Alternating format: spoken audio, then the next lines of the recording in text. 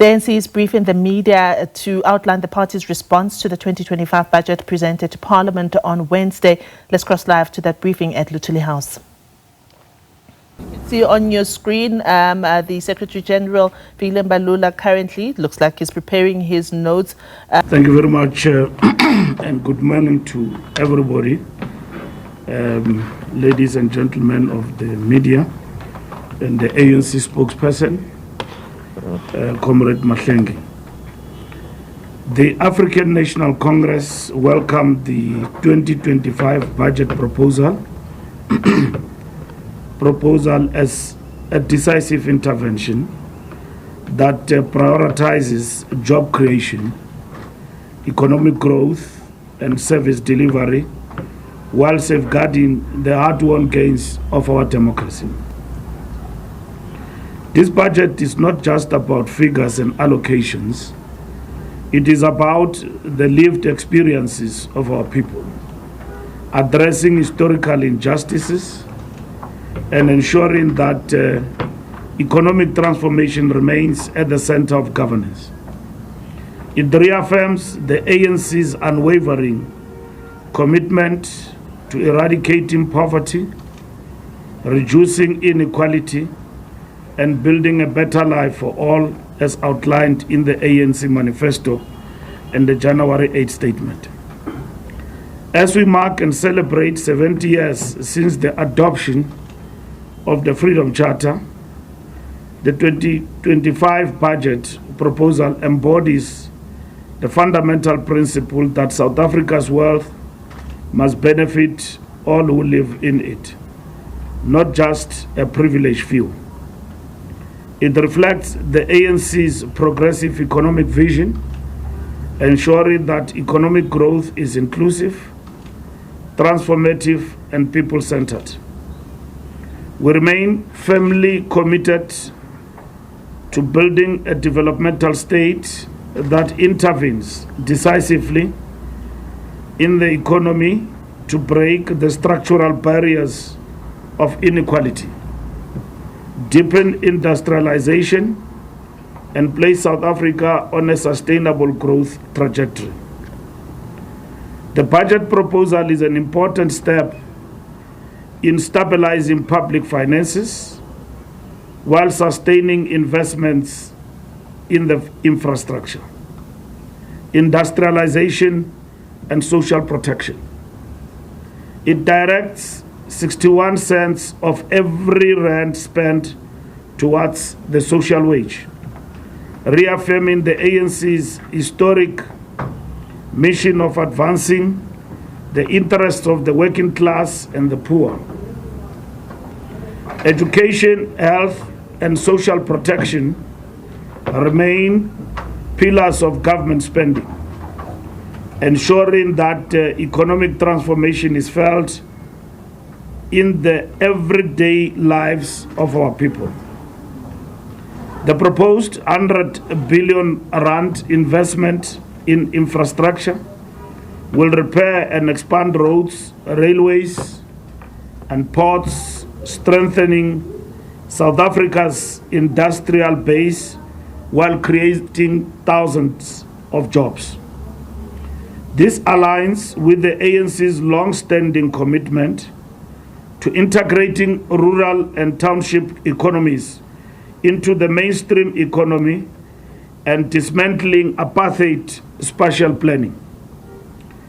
The ANC's commitment to ensuring that economic growth is inclusive and sustainable finds expression in the expansion of the public transport infrastructure network, creating new economic opportunities for communities that were historically excluded from economic hubs. The revitalization of all of our rail network and freight transport system will further lower the cost of doing business, improve market access, and ensure that industrialization benefits all sectors of society. The presidential employment stimulus, which has already provided opportunities for hundreds of thousands of young people and young South Africans, is set to receive an additional 15 billion rand, reinforcing our commitment to tackling unemployment and ensuring that young people are equipped with the skills and opportunities necessary to enter the formal economy. This intervention aligns with the ANC's commitment to economic inclusion, recognizing that a just transition requires deliberate investment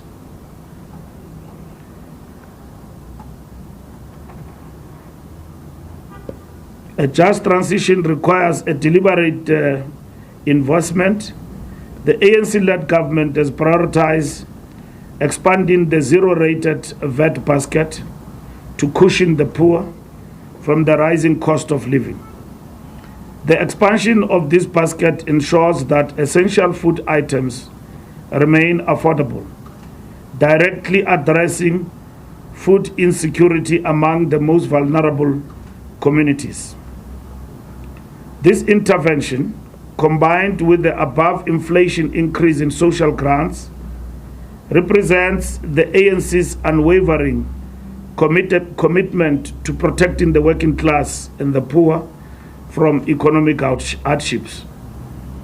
The National School Nutrition Program has also been expanded to reach an additional 1.5 million learners, ensuring that no child goes to school hungry, because we recognize that proper nutrition is an essential component of effective learning and cognitive development.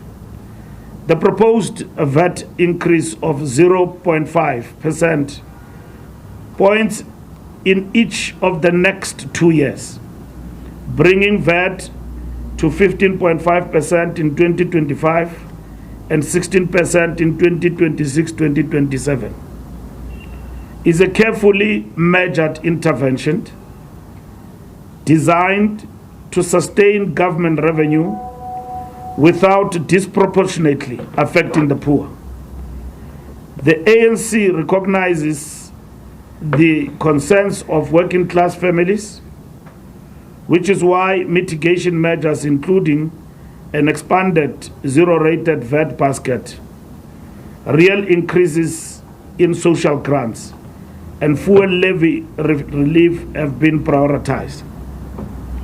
Unlike opposition parties that are fixated on elite interests, the ANC remains committed to pro-poor economic policies that protect vulnerable households while ensuring sustainable public finances. Our support for this budget as a balancing act among many other options that have been considered as the ANC is informed by this plethora of interventions which, in our view, cushion the poor in terms of cost of living in South Africa. The budget continues to make bold investments in healthcare, ensuring that healthcare is strengthened and expanded as part of the building blocks for the national health insurance. This includes the rollout of new hospitals and clinics, the provision of essential medicines, and the employment of 9,300 healthcare workers, including 800 post-community doctors.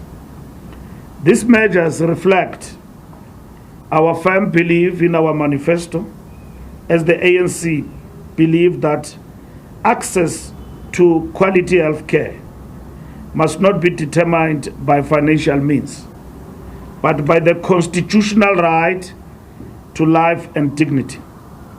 The NHI will fundamentally transform the healthcare system by ensuring that all South Africans, regardless of income level, have access to the best possible care without financial barriers. Education remains the most powerful tool for breaking the cycle of poverty and this budget we support significantly strengthens basic and higher education. The ANC has ensured that government and have supported that government retain approximately 11,000 teachers in classrooms, preventing the deepening of the crisis of overcrowding in the schools.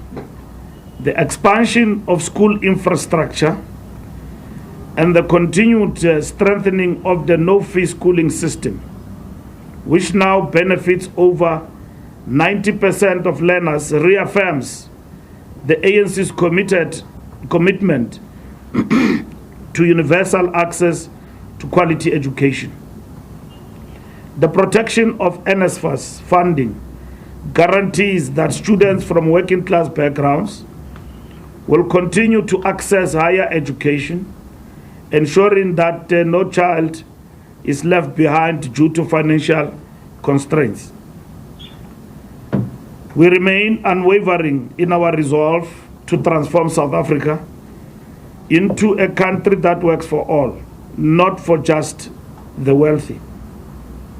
Many questions have been asked about why you're not taxing the wealthy, corporate tax and income tax, and all of those questions have been answered appropriately by the Treasury through the Minister in the budget proposal. This budget proposal is a step in the right direction, ensuring that public spending remains redistributive, that economic transformation continues, and that government resources are used to uplift the most vulnerable. The ANC will not be deterred by those who wish to see South Africa return to the quote-unquote good old days of apartheid economic privilege. We remain committed to the people's aspirations, and we will continue working towards a South Africa that is inclusive, just, and economically transformed. As expected, the DA has once again revealed its anti-transformation agenda by opposing the progressive budget proposal. Their opposition is not based on concerns for fiscal responsibility, but is instead a desperate attempt to undermine transformation, protect white monopoly capital, and roll back the democratic gains made over the past 3 decades. The DA seeks to use the budget process as leverage to renegotiate its role within the GNU, not because it has interests of the people at heart, but because it is determined to advance an agenda that prioritizes privilege over progress.